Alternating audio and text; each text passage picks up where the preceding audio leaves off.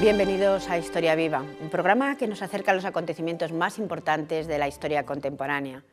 La francmasonería o masonería se define a sí misma como una institución discreta, de carácter iniciático, filantrópica, simbólica y también filosófica, fundada en un sentimiento de fraternidad. Su objetivo es la búsqueda de la verdad y también fomentar el desarrollo social y moral del ser humano, además del progreso de la sociedad. Los masones se organizan en estructuras de base, denominadas logias, que a su vez pueden estar agrupadas en una organización de ámbito superior, normalmente denominada Gran Logia, Gran Oriente o Gran Priorato. Pues bien, hoy vamos a tratar un tema del que curiosamente, aunque se ha hablado mucho de la impresión, de cómo se conoce y de qué manera se les conoce a nivel general, quizá porque tradicionalmente esa discreción con la que se definen haya sido interpretada y percibida desde fuera como algo misterioso y oculto. Ahora se han cumplido 200 años de la masonería en España y para acercar su pasado y también su presente, hoy en Historia Viva hablaremos con Jesús Soriano Carrillo. Él es científico, doctor en geología y soberano gran comendador del Supremo Consejo grado 33 y último del rito escocés antiguo y aceptado para España. También está con nosotros Pedro Álvarez Lázaro, catedrático de Historia en la Universidad de Comillas y académico correspondiente de la Real de Historia. Y José María Cayetano Núñez, profesor titular de Derecho Constitucional en la UNED. Bienvenidos a los tres. Muchas gracias. Muchísimas gracias. La masonería comienza como gremio de obreros, los masón, los albañiles, que en el siglo XI se dedicaban a la construcción de catedrales, se reunían en organizaciones, en logias, y para entrar en ellas había que realizar una ceremonia iniciática. ¿Cuándo y cómo se produce el salto de una organización gremial a una sociedad filosófica? Los límites del cambio sociológico y mental que experimenta la masonería no están muy definidos, pero aproximadamente en el siglo XVII es cuando sucede un paso de la masonería llamada operativa, dedicada a la construcción normal, a la masonería especulativa o contemporánea, paso que se culminará a comienzos del siglo XVIII. En el siglo XVII se conoce a la masonería como de los masones aceptados porque las logias ya no están compuestas solo por profesionales de la construcción, sino por personas, hoy llamaríamos de profesiones liberales, que van engrosando las logias. Encontramos militares, encontramos abogados, científicos. Por ejemplo, está muy próxima a la Royal Society de Londres, donde bastantes miembros, como el presidente, el director del Museo de Ciencias Naturales de Londres, pertenece a una de esas logias. Es curioso, no obstante, este cambio, porque es un cambio al final de una organización gremial, de gente que se dedicaba a la construcción, aunque supongo que habría diferentes profesiones, a este mundo de las ideas del que ya empezamos a hablar, el filosófico, especulativo, que de alguna manera crea ideas en la sociedad desde hace mucho tiempo. Profesor Núñez. Bueno, el cambio es normal y es lógico, es decir, pensemos que ya no había catedrales que construir en aquel momento, pero sin embargo los gremios gozaban de gran prestigio en el mundo, su forma de organización, y poco a poco habían ido acercándose también nobles, yo creo que casi más nobles que científicos, luego los científicos casi fueron después, pero en primer lugar es no la alta nobleza inglesa, sino, digamos, la media nobleza inglesa se van acercando. Personas reformadoras, personas que saben que se tiene que transformar aquello. Pensemos además una cosa, que Inglaterra en aquel momento está saliendo de unas guerras cruentísimas que han tenido entre el trono contra el Parlamento, es decir, y ha habido unas guerras en las que, a lo que parece, los miembros de los gremios jugaron un papel importante, formando batallones a favor del Parlamento y en contra del rey. Entonces, como de alguna forma, hay una necesidad de regeneración de la sociedad inglesa. Es decir, ya no se pueden tener más guerras de religión, por ejemplo, hay que buscar una forma para no tener más guerras de religión. Es decir, entre católicos y protestantes, que luego, bueno, muy disfrazado con el enfrentamiento del trono con el Parlamento. Hay que intentar acabar con eso y hay que regenerar el país. Un tanto similar a lo que en España pasa con las sociedades de amigos del país, que no identifico bajo ningún aspecto con el tema de la masonería. Y el gremio les da una posibilidad de organización donde poder estar entre iguales. Por ejemplo, no se sientan según yo soy noble, tú eres del tercer estado, sino se sientan todos en el mismo lugar. Y este sentimiento de fraternidad. Claro, de ahí surge de tolerancia, de fraternidad. Estamos hablando de Inglaterra, pero de Inglaterra salta a otros países. ¿De qué manera y cuándo? ¿O se producen movimientos simultáneos? Estamos hablando de Inglaterra porque es el país donde más se ha estudiado esa época y donde se produce el salto a la masonería contemporánea, en 1717. Pero naturalmente la naturaleza gremial de la masonería no se limitaba solamente a Inglaterra, estaba también en otros países. Aquí en España tenemos que bucear todavía en los archivos catedrales y en otros lugares para descubrir cómo era nuestra masonería operativa y nuestra masonería de los masones aceptados. Eso está por descubrir.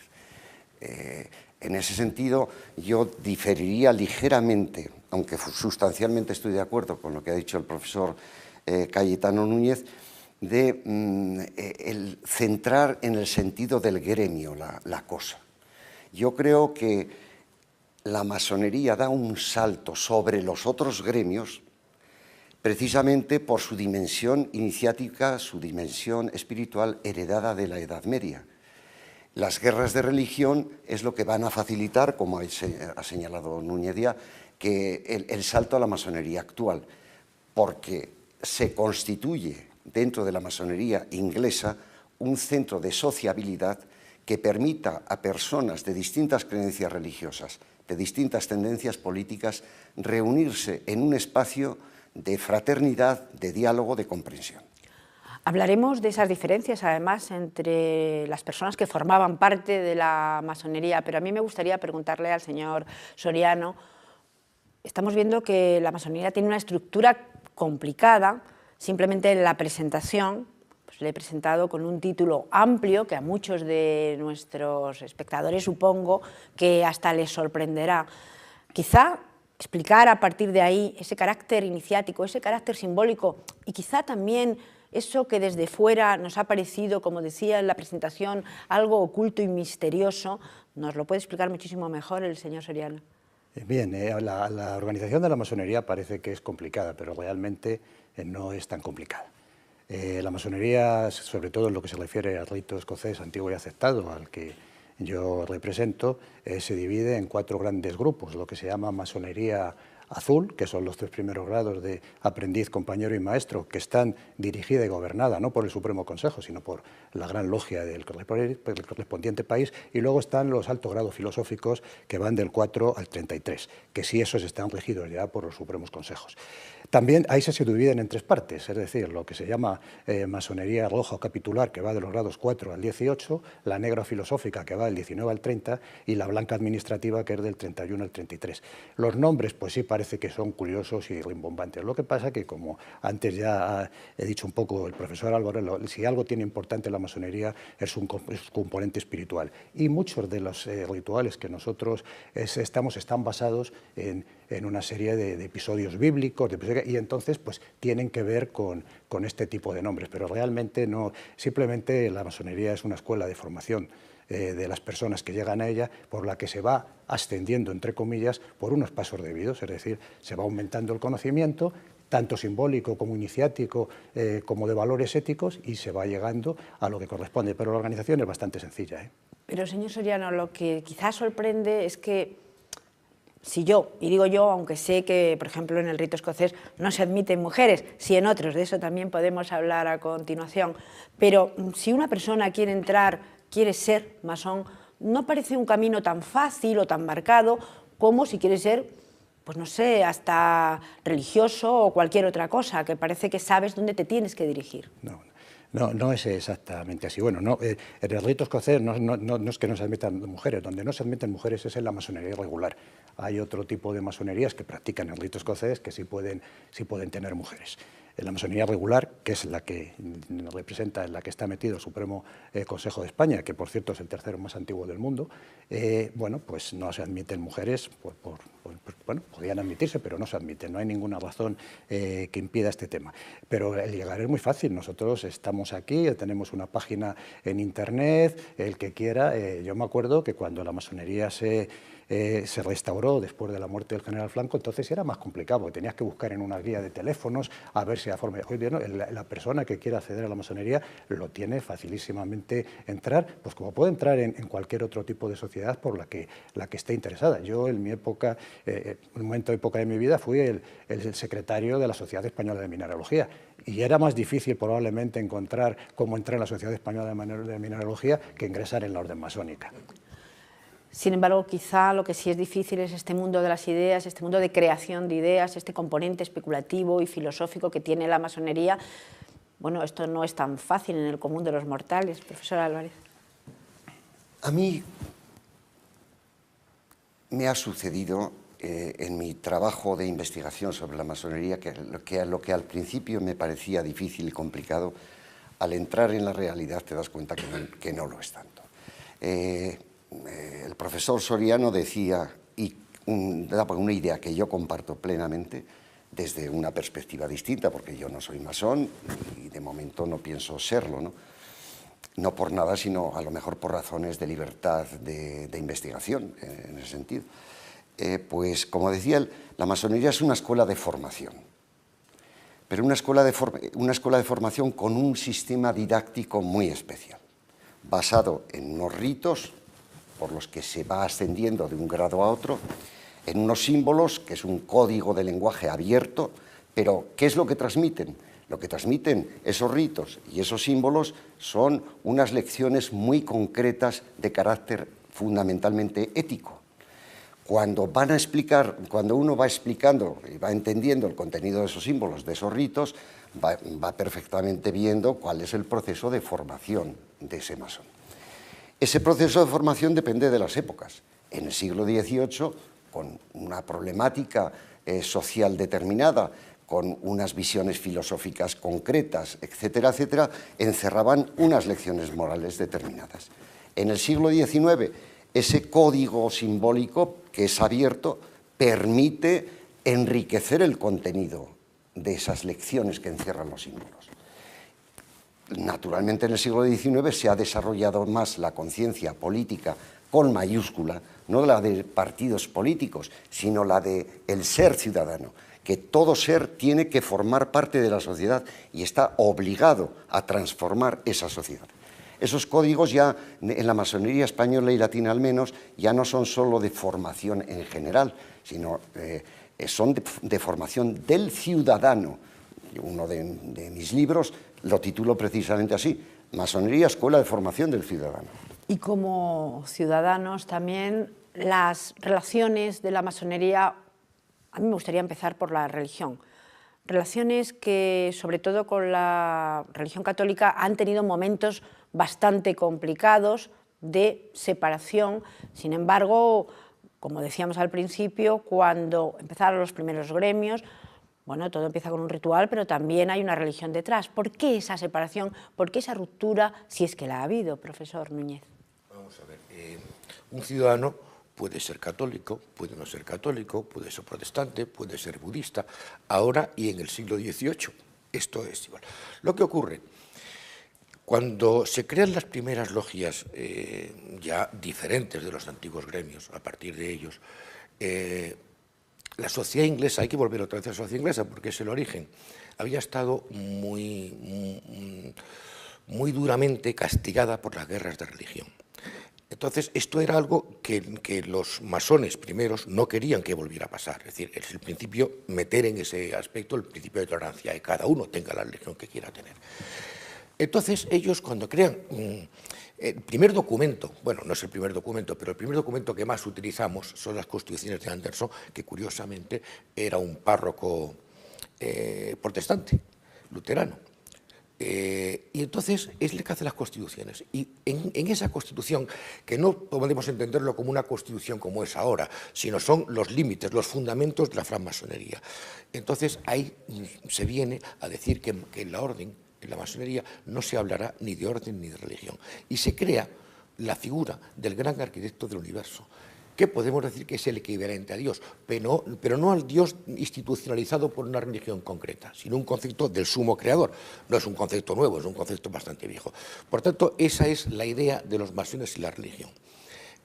Por tanto, digamos que los masones nunca han tenido ningún problema, ni con la religión católica, ni con las protestantes, ni con ninguna. ¿Qué ocurre? En Inglaterra no hay problema. En el mundo latino, en el mundo continental y especialmente en España, sí hay problemas con la Iglesia Católica. Pero yo le voy a decir una cosa, una reflexión, no sé si mis compañeros estarán de acuerdo. Yo no creo que la Iglesia tuviera nada contra la masonería en aquellos inicios. Lo tenía contra el Estado de Derecho. No olvidemos una cosa, claro, estamos en la época que estamos, no estamos actualmente. En aquella época, la religión católica era la legitimación de la monarquía absoluta, que es lo que está imperando en todo el mundo y se está transformando en Inglaterra, precisamente ese cambio. Entonces, en la medida que la masonería defendía la libertad de conciencia, la libertad de pensamiento, la división de poderes y, sobre todo, el principio de la soberanía no real, entonces le estaba quitando la legitimación de la monarquía absoluta que era en aquel momento defendida por el Vaticano, fundamentalmente. Entonces yo creo que las condenas vienen por ahí, no tanto porque en un principio la Iglesia Católica viera nada malo en la masonería, sino lo que veía es en la nueva concepción ilustrada que se estaba montando. ¿Ustedes piensan lo mismo, que no hay ninguna ruptura en ningún momento, aunque se haya podido recomponer después, señor Soriano? Ruptura ha habido porque durante mucho tiempo la Iglesia Católica tenía a los masones excomulgados, ahora mismo no, ahora hace unos años ahora se vive en pecado grave. O sea que evidentemente es lo que dijo entonces el cardenal Ratzinger. Dice que el católico que sea masón vive en pecado grave. Eso es exactamente lo que dice el documento de ellos. Sí, no se puede decir que no ha habido ruptura, evidentemente sí la ha habido. Los motivos, pues yo creo que algunos son los que luchas de poder mundano, no de prócer religioso, porque claro, es un poco difícil de entender, porque la masonería fundamentalmente es un movimiento espiritual, que lo primero que hace es decir que existe un ser supremo como principio creador de todas las cosas y además cree en la trascendencia del ser humano. Todas las enseñanzas que se dan en la masonería van siempre por ese camino.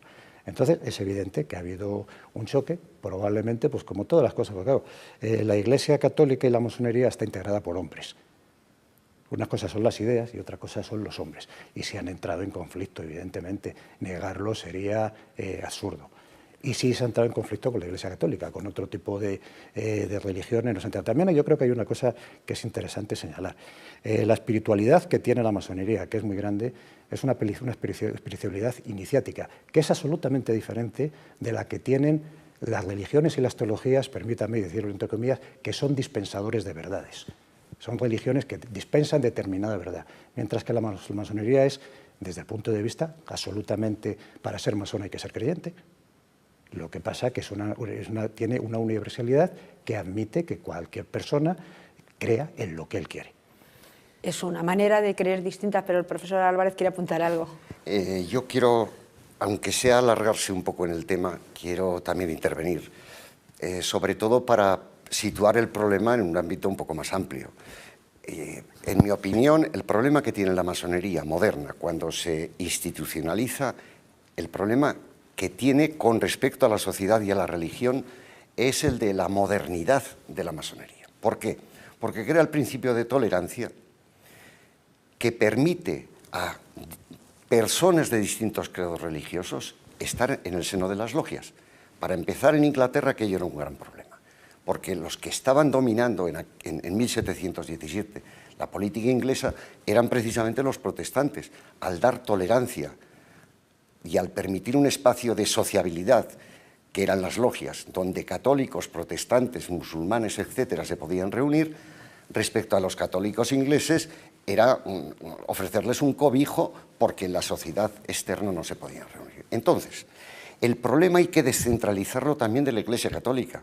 La primera bula de excomunión es de 1732, de Clemente XII, y Clemente XII no hace más que seguir la conducta persecutoria de otros países, tanto católicos como protestantes. Antes había sido también prohibida en el cantón de Ginebra, protestante, en países del norte de Europa, protestantes, en Francia, católico, y el Papa no hace seguir en ese sentido más que lo que se había decidido en otros países antes. Vamos a dar un salto rápido porque nos quedan poquísimos minutos, no hemos hablado de muchos temas como de masonería y política, pero me gustaría centrarnos también en España, lo que ha pasado en España, un siglo XIX desde luego convulso, pero con la masonería ahí. Hemos hablado de la figura de Franco, la ley de represión a masones y comunistas, creo que debe ser tratada, aunque sea brevemente, porque eso también ha supuesto en España pues una ruptura con la masonería y este desconocimiento del que hablábamos, señor Soriano. Sí, evidentemente la ley de represión del comunismo y la masonería pues, está ahí. Creo que, aunque es verdad que a ningún dictador le gustan los principios de la masonería y todos la han perseguido, Franco fue el aprendiz, que conste, porque las escabechinas que hizo Hitler y que hizo Stalin no tienen nada que ver con Franco. Bueno, es verdad, eso, y sigue pesando en cierto modo como una cierta pesa sobre la sociedad, porque siguen pensando cosas extrañas. Solo hay que irse a lo que se llama ahora Archivo de Memoria Histórica de Salamanca y ver la logia que allí puso Franco, señores con capuchones que parecen del Ku Klux Klan, pero de negro, no van vestidos de blanco, cosas que no está en ningún ritual, que es todo mentira y que todo es así. Evidentemente creo que en el Archivo de Salamanca se hicieron, aplicando esta ley, del orden de 80.000, 85.000 expedientes, cuando en España no llegaban en aquella época de la República a 4.000 masones, lo que quiere decir que aquello se utilizó con otros métodos políticos. Yo a lo largo de mi vida masónica he dado charlas en algunos sitios y te has encontrado de repente que siempre se acerca alguien con un poco de miedo y te dice, no, mire, es que yo soy nieta o soy hijo de un señor que fue masón al que le fusilaron o al que le quitaron la cátedra, al que le hicieron así. Yo en estos momentos que tanto se está hablando España con el tema de la memoria histórica, yo realmente sí creo que la sociedad española tiene una deuda con la masonería, porque al final la masonería ha hecho mucho por la instrucción de este país y por la modernidad y todo. Solo hay que ver pues, las personas que han integrado la masonería, pues Prin, Argüelles, en fin, una serie de gente bastante importante que hicieron porque llegara la democracia a España. Y sin embargo, todavía somos los únicos a los que se persiguió, se fusiló, a lo que no se nos ha pedido perdón. Yo creo que los masones españoles, por respetar la memoria de nuestros antecesores y por lo que estamos metiendo en María, nos merecemos que las Cortes Generales de este país simplemente digan que la masonería es honorable, como es en el resto de los países. Profesor Álvarez. Yo creo que efectivamente la masonería es un elemento de progreso sustancial. También creo que no se puede, por aclaración didáctica, que no se debe hablar de masonería en singular, sino de masonerías en plural, porque hay distintas organizaciones autónomas que entre sí pueden llevarse bien fraternalmente y tienen relaciones y hacen cosas comunes, pero que en realidad tienen plena autonomía y orientaciones ideológicas distintas. Todas ellas, de una manera u otra, son escuelas de formación. Y en ese sentido sí que han ayudado al progreso del país. ¿Qué pasa con la política? Como la masonería es esencialmente democrática por sus principios de tolerancia y por sus principios de progreso, choca frontalmente con los regímenes dictatoriales, tanto de derechas como de izquierdas, abundo en lo que ha dicho el profesor Soriano. Por eso están prohibidos tanto en la URSS como en China, o por el régimen franquista, por Hitler o por Mussolini. Profesor Núñez. Bueno, realmente en España, con Franco en la Guerra Civil, lo que se produjo es un auténtico genocidio masónico. Es decir, igual que Hitler lo hizo con los judíos, en su escala, Franco lo hizo con la masonería. Son muchas las declaraciones, antes de la ley contra la masonería, que hay de la Guerra Civil de Franco, cuando dice: de la masonería no va a quedar ni una hierba en España, en una carta que le dirige al cardenal primado de España, Isidro Goma. Es decir, lo tenía muy claro. ¿Por qué? Bueno, hay muchas explicaciones que dicen, yo no me creo ninguna. Se dice que si Franco quiso entrar y no le dejaron entrar, eso yo no lo he encontrado probado en ningún sitio y no lo sé, pero sí es verdad que hubo esto. Y que, como se ha dicho antes, yo creo que en la Segunda República había 6.000 masones. Lo que pasa es que no todos a la vez. Seguramente cuando el levantamiento militar había 4.000. Es verdad que muchos de ellos en puestos muy representativos, personas importantes, sobre todo en el Parlamento. Se acusaba a la Constitución de 1931 de ser de inspiración masónica. No, mire usted, era una Constitución laica. Quizás de un laicismo, no me gusta emplear la palabra, pero de un laicismo un poco radical. Y no me gusta emplear ningún adjetivo con la palabra laico, que simplemente es la separación Iglesia-Estado. Es decir, de alguna forma sí tuvieron una importancia en esto. Pero, de todas formas, la persecución a la masonería en España viene desde muy antiguo, viene desde mucho antes. Que yo recuerde, el primer decreto es con Fernando VI. Con Fernando VI. Y se aplicó. Y fíjense, y en las Cortes de Cádiz, en las Cortes Constituyentes de Cádiz, no en la Constitución, evidentemente, ya se hace un decreto de persecución de la masonería latinoamericana. Las sociedades secretas, que se decía, pero bueno, que hay que jugar, es decir, que viene de largo. Como vemos, viene de largo, hay muchísimo tema, muchísimas cosas que se nos han quedado en el tintero, pero les agradezco mucho que hayan compartido estos minutos con nosotros. Gracias. Muchas gracias a ustedes. Muchas gracias a usted.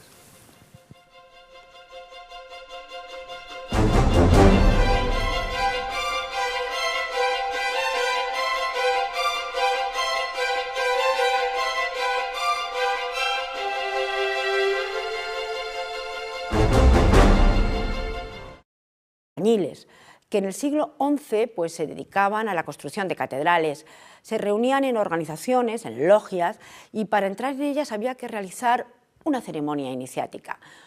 ¿Cuándo y cómo se produce el salto de una organización gremial a una sociedad filosófica?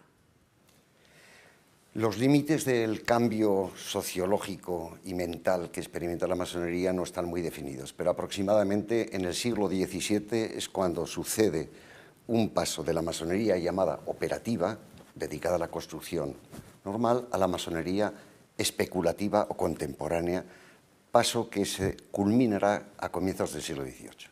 En el siglo XVII se conoce a la masonería como de los masones aceptados porque las logias...